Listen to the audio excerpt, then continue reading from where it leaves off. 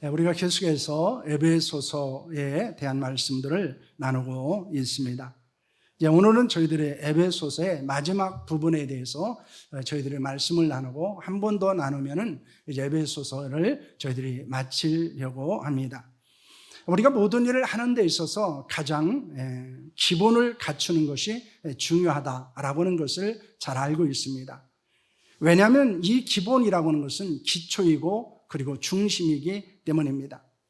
그래서 우리가 운동을 배울 때에도 이 기본을 잘 갖추지 않으면은 이 실력이 성장하지는 않습니다. 어느 한 정도에 가게 되면은 더 이상 성장하지 않는 것들을 보게 됩니다. 뿐만 아니라 운동선수들이 슬럼프를 맞이했을 때 돌아가는 것이 바로 이 기본으로 돌아간다고 이야기합니다. 그래서 내 기본기가 어떻게 되어졌는가, 이 기본적인 폼이 어떤 것인가를 돌아보면서 내 회복을 경험한다라고 말하고 있습니다. 이것은 신앙생활을 하는 데 있어서도 마찬가지입니다. 신앙생활의 기본이 제대로 되어 있지 않으면 신앙이 성장하지 않을 뿐만 아니라 자주 기쁜 영적인 침체를 경험하게 됩니다. 자주 넘어지기도 하고 자주 실패하기도 합니다. 뿐만 아니라 회복 탄력성을 잃어버리기 때문에 이 영적 침체에서 극복하기가 굉장히 어렵다는 것입니다. 그래서 이 신앙의 기본적인 것이 잘 갖춰져 있으면은 잘 넘어지지도 않을 뿐만 아니라 성장하기도 하고, 그리고 혹시 넘어진다 할지라도 빨리 극복하고 또 정상적으로 온전한 그리스도인으로 살아가는 것을 우리가 볼 수 있습니다. 그런데 우리가 신앙생활하는 데서 가장 기본이 되는 것은 무엇입니까? 그것은 우리의 영적 정체성을 아는 것입니다. 즉 우리가 어떤 존재인가, 어떤 영적 존재인가라고 하는 사실을 아는 것입니다. 바울은 구원을 받은 자들을 가리켜서 이제 여러 가지로 그들의 영적 정체성에 대해서 언급을 했습니다. 에베소서에서 말하고 있는 것은 4장 1절로 11절에서는 교회의 지체라고 말합니다. 5장 1절에서 7절에서는 하나님의 자녀라고 이야기합니다. 그리고 5장 8절에서 14절에서는 빛의 자녀라고 말하고 있습니다. 그러므로 하나님의 지체, 교회의 지체는 하나님의 교회를 잘 섬겨야 되고, 그리고 하나님의 자녀들은 사랑 가운데 행하면서 감사하는 말을 해야 되고, 그리고 빛의 자녀들은 빛의 열매를 맺으며 살아야 된다라고 말하고 있습니다. 그래서 우리가 기본적으로 가져야 되는 것은 무엇입니까? 영적 전체성인데, 그것은 우리가 교회의 지체요, 하나님의 자녀요, 빛의 자녀라는 것입니다. 그러면서 바울은 이제 또 하나의 영적 정체성에 대해서 우리에게 말씀을 하고 있습니다. 바로 그것이 오늘 본문에서 말하고 있는 영적인 군사다라고 하는 것입니다. 우리가 잊지 않고 명심해야 될 것은 신앙생활은 영적인 전쟁이라는 것입니다. 그러므로 단순히 인간적인 지혜와 지식과 능력과 경험으로 신앙생활하면 실패할 수밖에 없다는 것입니다. 많은 사람들이 신앙생활을 실패하기도 하고 영적인 성장을 하지 못하기도 하고, 때로는 깊은 영적 침체에서 회복되지 못하는 이유 중에 하나는 자꾸 인간적인 것으로 그것을 극복하려는 노력들을 하기 때문이라는 것입니다. 그런데 많은 성도들이 영적 전쟁의 관점에서 신앙생활이나 일상생활을 바라보지 않는다는 것입니다. 바울은 구원받은 에베소 교회 성도들에게 교회 생활에 대해서 이야기했습니다. 이것이 이제 4장 1절에서 32절입니다. 가정생활에 대해서 이야기를 합니다. 이것이 5장 22절에서 6장 4절까지 말씀입니다. 직장생활에 대해서 말하고 있는데 그것은 6장 5절에서 9절까지의 말씀입니다. 그리고 그 후에 바울은 영적 군사로서의 영적 전쟁에 대해서 언급을 하고 있는 것을 우리는 주목할 필요가 있다는 것입니다. 왜냐하면 영적 군사로서 영적 전쟁에 대하지 않으면 우리는 모든 생활에서 실패할 수밖에 없기 때문입니다. 다시 말하면 우리가 영적 군사로서 영적 전쟁의 관점에서 우리의 교회 생활을 돌아봐야 되고, 우리의 가정 생활을 돌아봐야 되고, 우리의 직장 생활, 사회 생활을 돌아봐야 한다는 것입니다. 왜냐하면 단순히 상황과 환경이나 재물이나 인간관계의 문제가 아닌 경우들이 너무나 많이 있기 때문입니다. 어느 한 자매가 목사님을 찾아왔습니다. 직장에 자기가 너무 미워하는 사람이 있는데, 그리고 자기를 너무 미워하는 사람인데 직장 생활하기가 너무 힘들다는 것입니다. 그때 목사님이 그 자매에게 이 세 가지 질문을 했습니다. 그 미움이 하나님께로부터 온 것인가? 그 미움이 자기 자신이 원하는 것인가? 그 자매가 미워하기를 원하고 있는 것인가? 그리고 세 번째로 그것은 또 다른 어떤 존재가 주는 것은 아닌가라는 질문을 하라는 이야기를 했습니다. 그 자매가 그 질문을 가지고 집에 돌아갔습니다. 그리고 하나님 앞에서 몸부림치며 기도했습니다. 하나님의 뜻을 구했습니다. 그런데 그 미움은 하나님이 주신 것이 아니었어요. 하나님은 사랑하라고 말했지 미워하라고 말씀하지 않았습니다. 자신은 그 자매를 그리고 직장의 동료를 미워하지 않기 위해서 얼마나 많은 노력을 했는지 모릅니다. 결심을 하기도 했습니다. 그런데 직장에서 그 사람의 얼굴을 보기만 하면은 또다시 미움이 솟아나는 것입니다. 그때 그 자매가 깨닫는 것이 있었습니다. 이것은 하나님이 원하시는 것도 아니고 내가 원하는 것도 아니면 그러면 또 다른 존재가 이것을 원하고 이것을 주는 것이 아닌가라는 것입니다. 여러분, 사실 우리가 이 땅을 살아가면서 종종 잃어버리는 것 중에 하나가 영적인 관점에서 모든 것을 바라보지 않는 것입니다. 하나님은 하나님의 형상으로 지음받은 사람들이, 특히 하나님의 자녀들이 영원한 생명을 얻고 행복한 삶을 살기를 원하십니다. 하지만 악한 마귀는 영원한 사망과 불행한 삶을 살기를 원합니다. 마귀는 에덴 동산에 살던 아담과 하와를 찾아왔습니다. 그리고 그들을 유혹하여 넘어지게 만들었습니다. 우수 땅에 살던 욥을 유혹했지만은 실패했습니다. 40일 동안 금식을 하신 예수님을 찾아와서 유혹했지만은 실패했습니다. 하지만 가룟 유대에게 예수님의 팔 마음을 넣어 넘어지게 만들었습니다. 베드로는 악한 마귀의 시험에 넘어져 하나님의 일이 아니라 사람의 일을 생각한 적이 있었습니다. 예수님께서 시험에 들지 않게 깨어 기도하라고 말씀하셨는데 그는 깨어 기도하지 않았습니다. 그리고 결국 어떻게 됩니까? 예수님이 잡히시자 예수님을 부인하는 자리에 들어가게 됩니다. 그는 자신의 실패의 경험을 가지고 이렇게 말하고 있습니다. 베드로전서 5장 8절과 9절까지 말씀입니다. 함께합니다. 근신하라 깨어라 너희 대적마귀가 우는 사자같이 두루다니며 삼킬 자를 찾나니 너희는 믿음을 굳건하게 하여 그를 대적하라. 이는 세상에 있는 너희 형제들도 동일한 고난을 당하는 줄을 알미라고 말씀하고 있습니다. 베드로는 자신의 실패를 철저하게 돌아봅니다. 그리고 악한 마귀와 영적 전쟁에서 실패한 것으로 깨닫습니다.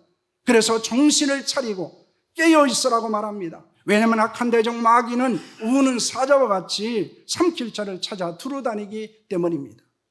하지만 두려워할 필요는 없습니다. 왜냐하면 믿음을 굳건하게 하고 마귀를 대적하면 영적 전쟁에서 이길 수 있습니다. 마귀를 이길 수 있는 줄로 믿습니다. 지금 여러분의 교회 생활은 어떻습니까? 여러분의 가정 생활은 또한 어떻습니까? 여러분의 직장 생활, 사회 생활은 어떻습니까? 영적인 관점에서 한번 되돌아볼 수 있기를 바랍니다. 하나님이 주신 지혜가 여러분에게 충만하기를 소망합니다. 지난주에 지혜는 무엇이라고 말했습니까? 영적인 분별력이고 자기 성찰력이라고 말했습니다. 그러므로 우리가 이 지혜를 가지고 마귀의 시험과 유혹을 분별할 수 있기를 소망합니다. 그리고 내 자신을 영적인 관점에서 깊이 통찰해 볼 수 있기를 바랍니다. 그러면 우리는 영적인 군사로서 영적 전쟁에서 승리하는 자가 될 수 있는 줄로 믿습니다. 그러므로 가장 중요한 것은 내가 영적인 군사라고 하는 영적 전체성을 가지고 내 교회 생활이나 그리고 내 가정 생활이나 내 직장 생활, 사회 생활을 돌아보는 것입니다.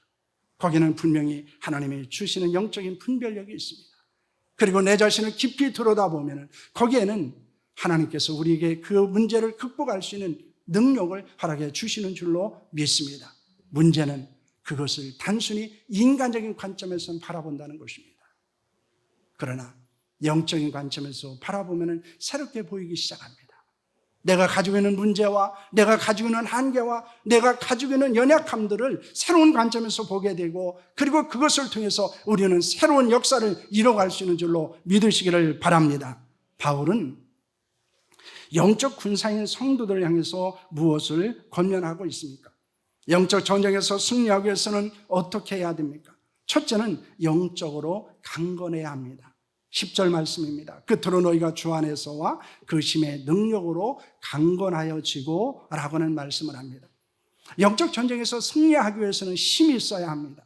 그 심은 육체의 근력을 기우고 인맥의 폭을 넓히고 자물을 얻고 성공을 하고 전략을 세우는 데 있는 것만 아닙니다. 예수 그리스도 안에 있어야 한다는 것입니다. 이는 항상 성령 안에서 말씀과 기도를 통해서 하나님을 가까이 해야 된다는 것을 말씀하는 것입니다. 마귀는 우리를 그리스도 밖으로 유인합니다. 그리고 연약하여 힘을 쓰지 못하게 만듭니다. 우리가 그리스도로부터 멀어지면 멀어질수록 우리에게는 영적인 힘이 없습니다. 그리고 우리에게는 영적인 능력이 나타나지 않습니다. 그러나 큰 능력이 얻을 수 있는 방법을 성경은 말씀합니다. 빌립보서 4장 13절 말씀입니다. 함께합니다. 내게 능력 주시는 자 안에서 내가 모든 것을 할 수 있느니라 고 말씀하고 있습니다. 우리가 그리스도 안에 있을 때 가장 힘이 있습니다. 큰 능력을 얻을 수 있습니다. 모든 것을 할 수 있습니다. 영적인 전쟁에서 승리할 수 있는 줄로 믿습니다. 지금 여러분은 예수 그리스도 안에 있습니까? 예수 그리스도의 주변을 서성이고만 있지 않습니까? 예수 그리스도를 멀리 떠나 있지 않습니까? 지금 나는 예수 그리스도와 어떤 관계 가운데 있는지 우리 자신을 돌아봐야 합니다. 그리고 우리가 예수 그리스도 안에 있을 때 예수님께서 우리에게 큰 능력과 힘을 주신다는 사실을 여러분 믿으시기를 바랍니다. 예수 그리스도 안에서 큰 힘과 큰 능력을 경험할 수 있기를 축원합니다. 둘째는 영적 무장을 해야 합니다. 11절 말씀은 이렇게 말하고 있습니다. 함께합니다. 마귀의 관계를 능히 대적하기 위하여 하나님의 전신갑주를 입으라 라고 말씀하고 있습니다. 마귀는 매우 간사합니다. 매우 교활합니다. 혐오하게 영적으로 미혹하여 유혹을 합니다. 그 관계를 대적하는 데 필요한 것은 하나님의 전신갑주를 입는 것입니다. 전신갑주는 전쟁에 나가는 군사가 자신을 방어하고 대적을 공격하기 위해서 무장하는 것을 말하고 있습니다. 하나님의 전신갑주는 무엇입니까? 14절에서 17절까지 말씀은 이렇게 말합니다. 그런즉 서서 진리로 너희 허리띠를 띠고 의의 호신경을 붙이고 평안의 복음이 준비한 것으로 신을 신고 모든 것 외에 믿음의 방패를 가지고 이로써 능히 악한 자의 모든 불화살을 소멸하고 구원의 투구와 성령의 곡 곧 하나님의 말씀을 가지라 라고 말씀하고 있습니다. 바울은 하나님의 전신갑주를 입는 영적 무장을 무엇이라고 말합니까? 진리의 허리띠를 띠고 의의 호신경을 갖고 평안의 복음의 신을 신고 믿음의 방패를 갖고 구원의 투구를 쓰고 성령의 검을 가지라고 말씀하고 있습니다. 그렇다면 진리의 허리띠는 무엇입니까? 그 당시 군사들이 입는 옷은 발목까지 내려오는 긴 옷이었습니다. 그래서 허리띠로 옷을 단정하고 단단하게 매지 않으면은 싸움을 하는 데 있어서 오히려 그 옷이 거추장스러운 것이 되고 그것 때문에 전쟁에서 패하기도 했습니다. 그러므로 진리의 허리띠는 영적 군사로서 영적 전쟁에 임하는 태도 혹은 자세를 말하는 것입니다. 그것을 진실함과 충실함으로 이야기하기도 합니다. 또한 길이요 진리요 생명이신 예수 그리스도입니다.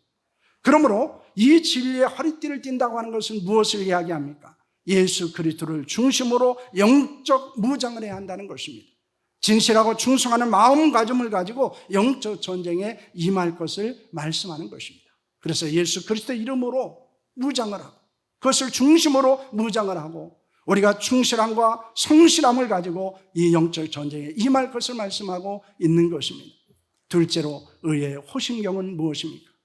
그 당시 갑옷의 가슴 쪽에는 호신용으로 붙이는 이 구리 조각 같은 것이 있었습니다. 그래서 개역 성경에서는 의의 흉패다 이렇게 말하기도 합니다. 이는 갑옷의 아름다움을 위한 것이 아닙니다. 심장에 있는 가슴을 보호하기 위한 호신용이었습니다. 그것이 바로 의의 호신경이다 이렇게 말합니다. 이것은 예수 그리스도의 의로 인한 거룩한 행실을 말하는 것입니다. 데살로니가전서 5장 8절은 이렇게 말합니다. 함께합니다. 우리는 낯에 속하였으니 정신을 차리고 믿음과 사랑의 호신경을 붙이고 구원의 소망을 투구를 쓰자 이렇게 말합니다. 어떤 호신경을 말합니까? 믿음과 사랑의 호신경이다 이렇게 이야기합니다. 낮에 속한 자로 믿음과 사랑의 삶을 살아갈 때 영적 전쟁에서 승리할 수 있다는 것입니다. 그리스도에 대한 믿음이 있어야 하고 사랑의 행위를 통해서 우리는 영적인 전쟁을 한다는 것입니다. 그래서 우리에게는 이 그리스도에 대한 믿음이 있어야 되고 사랑의 삶이 있어야 한다는 것입니다. 그것이 마귀를 대적하는 것입니다. 셋째는 평안의 복음의 신을 신는 것입니다. 신은 군사가 전쟁을 해서 신속하게 움직일 수 있기 위해서 필요한 것입니다. 그가 신을 신는 것은 평안의 복음으로 무장을 하는 것입니다. 이는 영적 전쟁을 해서 가장 강력한 무기가 바로 복음이기 때문입니다. 로마서 1장 16절 말씀을 보시길 바랍니다. 함께합니다. 내가 복음을 부끄러워하지 아니하노니 이 복음은 모든 믿는 자에게 구원을 주신 하나님의 능력이 됨이라. 먼저는 유대인에게요 그리고 헬라인에게로다 라고 말씀하고 있습니다. 사도들이 복음을 전할 때 주인이 회개했습니다. 예수님을 구주로 믿고 죄와 사망에서 구원을 받았습니다. 복음이 평안의 신인 것은 복음이 있는 곳에 마귀에게 있는 갈등과 분열이 사라지기 때문입니다. 왜냐하면 복음이 있는 곳에는 화평과 화목이 있기 때문입니다. 복음을 전하는 것이 가장 강력하게 마귀를 대적하는 것입니다. 복음 안에서 평안을 누리는 것, 화목한 것, 화평한 것이 바로 마귀와의 영적 전쟁에서 승리하는 것인 줄로 믿습니다. 믿음의 방패는 무엇입니까? 그 당시 방패는 작은 것이 아니라 온몸을 가릴 수 있게 큰 것이었습니다. 이 방패는 칼이나 창 혹은 화살로부터 보호하기 위해서 무장하는 것입니다. 영적 전쟁을 위한 방패는 믿음이라고 말합니다. 디모데전서 6장 10절 말씀을 보시길 바랍니다. 함께합니다. 돈을 사랑함이 일만하게 뿌리가 되나니 이것을 탐내는 자들은 미혹을 받아 믿음에서 떠나 많은 근심으로써 자기를 찔렀도다 라고 말씀하고 있습니다. 마귀는 우리의 믿음을 변질시킵니다. 왜곡하게 만들립니다. 우리의 믿음을 흔듭니다. 그리고 우리의 믿음이 허물어지도록 합니다. 말세에 우리의 믿음을 허무는 것은 무엇이라고 말합니까? 그 마귀의 역사는 자기 자신을 사랑하게 하는 것입니다. 돈을 사랑하게 하는 것입니다. 쾌락을 사랑하게 하는 것입니다. 그래서 하나님을 사랑하지 못하고 하나님을 온전히 경외하지 못하게 만드는 것입니다. 우리는 지금 힘들고 어려운 시기를 살고 있습니다. 그래서 더욱더 우리에게는 신실하고 견고한 믿음이 있어야 하는 줄로 믿습니다. 더 온전하고 순전한 믿음이 있어야 마귀와의 영적 전쟁에서 승리할 수 있는 줄로 믿습니다. 그러므로 우리는 지금 말세를 살아가며 믿음의 강력한 도전에 직면해져 있습니다. 이럴 때 우리는 더 견고하고 더 온전한 믿음을 회복해야 한다는 것입니다. 구원의 투구는 무엇입니까? 투구는 신체 중에서 가장 중요한 머리를 보호하기 위해서 쓰는 것입니다. 구원의 투구를 구원의 확신이라고 합니다. 구원은 예수를 믿고 영원한 생명을 얻고 천국에 가는 것만 아닙니다. 우리의 광야 같은 세상의 삶을 살아가면서 겪는 질병, 고난, 결핍으로부터 우리를 건지는 것입니다. 그러므로 구원의 확신이 있을 때 하나님과 교회를 위한 고난을 영광으로 생각할 수 있습니다. 복음을 위한 불편함을 축복으로 여길 수 있습니다. 힘들고 어려울수록 더욱더 하나님을 의지하고 하나님께 기도하고 하나님께 맡기며 살아가게 되는 것입니다. 마귀는 구원의 확신을 의심하게 만듭니다. 구원을 받은 자로 살지 못하게 합니다. 그러나 하나님께서 구원을 받은 자들을 결코 떠나지 않습니다. 버리지 않습니다. 이것을 확신하며 우리는 살아야 합니다. 말세가 되면 나타나는 것 중에 하나는 우리의 구원관을 흔들어 버리는 것입니다. 내가 과연 구원받은 자로 살고 있는가? 내가 구원받은 자로서 끝까지 이 구원을 유지할 수 있는가? 내가 끝까지 하나님의 은혜 안에 머무를 수 있는가? 라는 질문들을 하게 됩니다. 그러나 여러분 염려하지 마십시오. 하나님이 우리를 사랑하시면 우리를 버리지 않습니다. 우리를 떠나지 않습니다. 우리를 포기하지 않습니다. 하나님이 우리를 끝까지 붙잡아 주시는 줄로 믿으시기를 바랍니다. 성령의 검은 무엇입니까? 영적 군사로서 무장인 호신경과 방패와 투구는 자신을 보호하는 것이라면 검은 공격을 위한 무기입니다. 성령의 검은 하나님의 말씀이라고 합니다. 히브리서 4장 12절 말씀을 보시길 바랍니다. 함께합니다. 하나님의 말씀은 살아있고 활력이 있어 좌우의 날선 어떤 검보다도 예리하여 혼과 영광 및 간수와 골수를 찔러 쪼개기까지 하며 또 마음의 생각과 뜻을 판단하나니 라는 말씀을 합니다. 하나님의 말씀으로서의 검은 생명력과 활력이 있습니다. 그 어떤 칼보다도 날카롭습니다. 사람을 속을 꿰뚫어 혼과 영과 관절과 골수를 자르고 쪼개기도 합니다. 마음에 푸는 생각과 의도를 드러내게 만들기도 합니다. 그런데 영적 전쟁을 위해서는 그 검을 누구에게 사용하느냐가 중요합니다.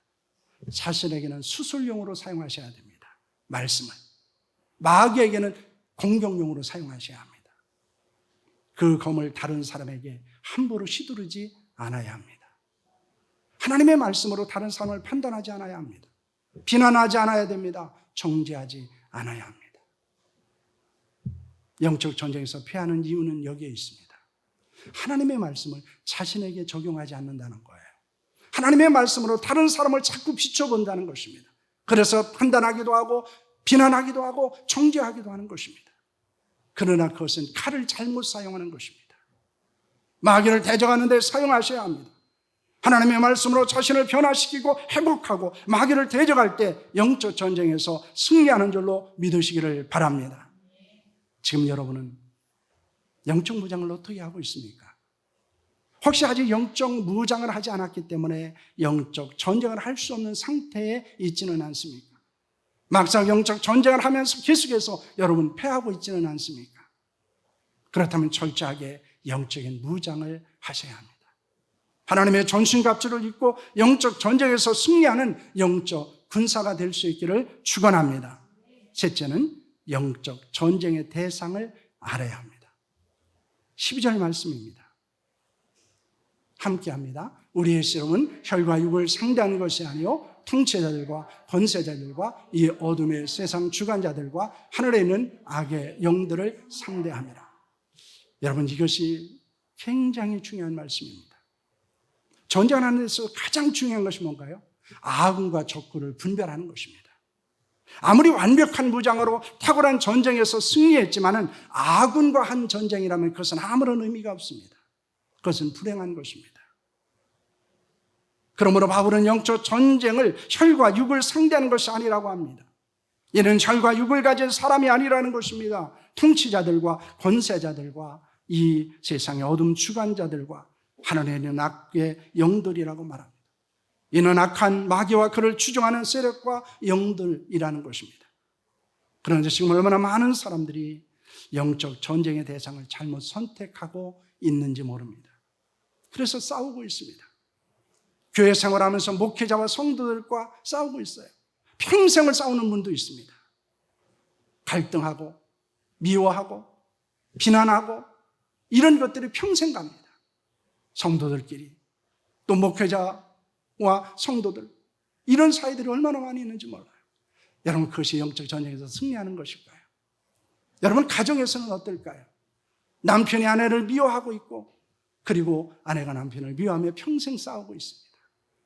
자녀가 부모를 미워하며 싸우고 있고 부모가 자녀를 미워하며 싸우고 있어요. 우리는 직장에서는 어떻습니까? 상사와 동료들과 끊임없는 갈등을 하고 다투며 살고 있습니다. 그래서 교회 생활이 은혜롭지 않아요. 가정 생활이 행복하지 않습니다. 직장 생활이 불편합니다. 여러분, 우리는 이 사실을 주목할 필요가 있습니다. 왜 우리 교회 생활이 행복하지 않을까? 은혜롭지 않을까? 왜 우리의 가정 생활이 행복하지 않을까? 왜 우리의 직장 생활이 그렇게 불편하고 힘이 들까? 우리가 싸워야 할 존재는 악한 마귀입니다. 악한 세력들입니다. 사람들은 우리가 싸워야 될 대상이 아니라 사랑해야 될 대상인 줄로 믿습니다. 이것을 잊지 않으셔야 합니다. 사람을 대상으로 싸우지 마십시오. 전쟁을 하지 마십시오. 그것은 하나님이 원하시는 싸움이 아닙니다. 그래서 우리는 교회 생활이 좀 은혜로웠으면 좋겠습니다. 좀 교회 생활을 은혜롭게 해야 되지 않겠습니까? 갈등하며 할 필요가 어디 있습니까? 하나님의 은혜로 구원받은 자들이 교회 생활을 은혜롭게 해야 되죠. 그런데 거기는 영적인 전쟁이 있다는 사실을 잊지 않으셔야 합니다. 가정생활이 행복해야 되지 않습니까?